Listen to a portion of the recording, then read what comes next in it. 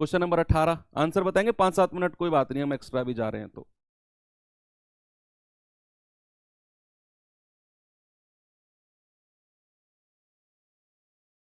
ये सवाल करिए।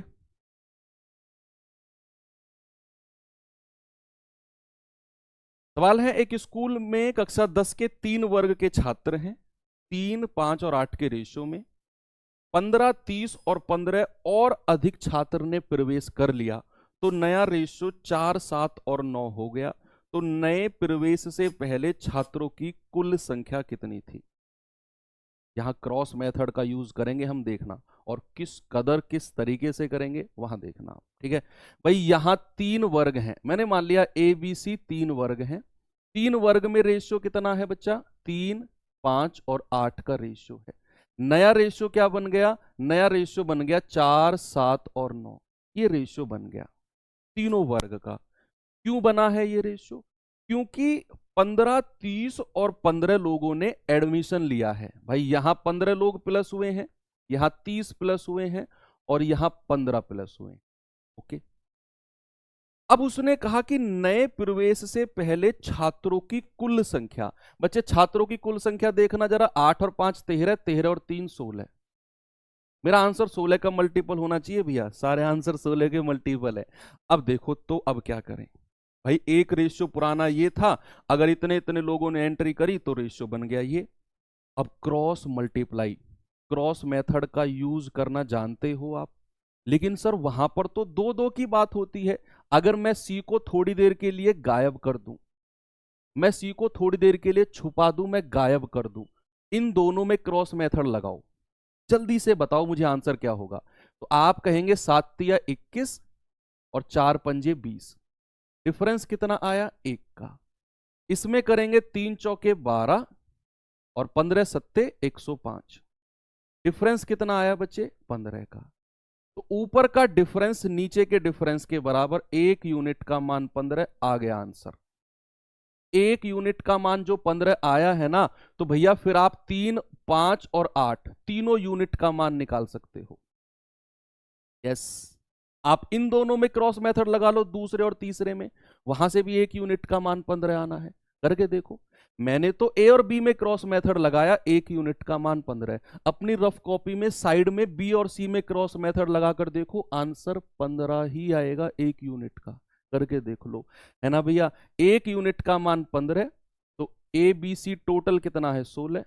16 यूनिट का मान होगा, 16 गुणा 15, 15 छिक्के 90, 15 एकम 15 और 9 24। कितनी संख्या थी? संख्या थी 240। तो कभी भी 3 रेशियो आए, एबीसी का रेशियो अगर चेंज हो, कुछ ऐड होने से 15, 30, 15, तो आपको क्रॉस मेथड लगाना चाहिए। 2 पे लगा दो, 1 यूनिट का मान आ जाएगा, सभी का मान आप आराम से निकाल सकते। ओके, इन दोनों पर लगाना बी और सी में, वहां से भी 1 यूनिट का मान 15 डेफिनेटली आएगा। चलते हैं 19th क्वेश्चन पे बच्चे। ये सवाल बताइए, रुपए 2820, ऐसा सवाल मैंने कराया आज, शायद फर्स्ट या सेकंड क्वेश्चन ही था जो गलती से बांटने वाला था। 2820 को ए बी सी के बीच 3, 4 और 5 के रेशियो में बांटा जाना था। सही रेशियो ये था, लेकिन गलती से 1/3, 1/4 और 1/5 में बांट दिया गया। तो ए को कितना लाभ हुआ, ये आपसे पूछा है। उसी तरीके से करना है जो मैंने आपको बताया कि भाई ए बी सी का सही रेशियो क्या है। भाई क्या रेशियो में बांटा जाना था? सही रेशियो में बांटा जाना था 3, 4 और 5 में। जरा इस रेशियो को थोड़ा सा आसान बना लो। भाई 3, 4 और 5 का एलसीएम कितना हो जाएगा? 60। तो क्या करेंगे बच्चे, 60 की गुणा यहां भी कर दो, यहां भी कर दो और यहां भी, तीनों में 60 60 की गुणा कर दो। तो ये आ जाएगा 20 तिया 60, 4 से जाएगा 15 चौके 60 और ये आ जाएगा 12 पंजे 60। तो रेशियो बन गया हमारा 20, 15 और 12। ये हमारा गलती वाला रेशियो है। आपसे कह रहा है कि बताओ इस पूरे ट्रांजैक्शन में, इस पूरे ट्रांजैक्शन में ए का प्रॉफिट कितना है। मैंने आपसे कहा चाहे पैसा गलती से बटे चाहे सही बटे, टोटल वैल्यू हमेशा बराबर होगी। आप कहेंगे 5, 4, 9 और 3 12 और यहां करेंगे 15 12 27 और 20 47। क्या करेंगे बच्चे? 47। बस ऊपर 47 की मल्टीप्लाई कर दो, नीचे 12 की कर दो। भाई यहां 47 की मल्टीप्लाई कर दो और यहां 12 की, ये टोटल वैल्यू हो जाएगी। टोटल वैल्यू आपने बराबर कर दी, तो यहां भी 47 की गुणा करेंगे और यहां 12 की। बी और सी से मतलब नहीं है हमें, ज्यादा परेशान मत होना कि सर इतनी गुणा क्यों कर रहे हैं ना, हमसे ए के बारे में पूछा है, हम बी और सी से लेना ही क्या, हमें कोई मतलब ही नहीं है। भाई ये कितना है? 3 सत्ते 21, हासिल का 2, 3 चौके 12 और 2 14। ए के पास 141 था और ये कितना हो गया? 240। ए के पास 141 था, 240 हो गया। टोटल कितना है? 2820। भाई टोटल बताना जरा। 12 गुणा 47, यूनिट का मान कितना है? 2820। एक यूनिट का मान कितना होगा? 2820। बहुत शॉर्ट बना दिया आपके लिए मैंने इस सवाल को। 12 गुणा 47, भाई 12 दूनी 24, 4 12 तिया 36, 4 2 6, 12 पंजे 60 और 4 पंजे 20, 7 पंजे 35। एक यूनिट का मान आ गया 5।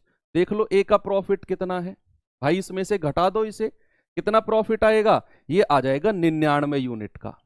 कितना है? 99 यूनिट का।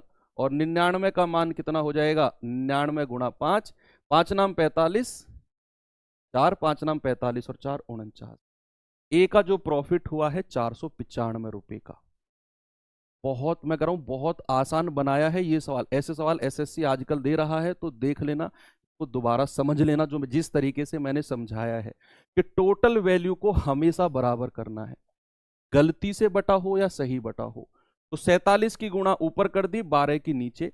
उसने केवल ए के बारे में जिक्र किया है, तो 47 की गुणा इसमें करी और 12 की गुणा इसमें। तो ए का प्रॉफिट 99 यूनिट का है।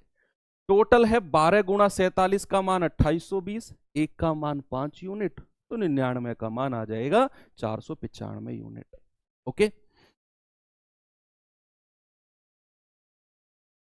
ठीक है भाई, आगे चलें। ये सवाल अब आपके लिए मैं होमवर्क दे देता हूं भाई, ये सवाल आप कर लेना, आपका होमवर्क है। ठीक है, अब हमारे टोटल 20 क्वेश्चंस हो जाते हैं।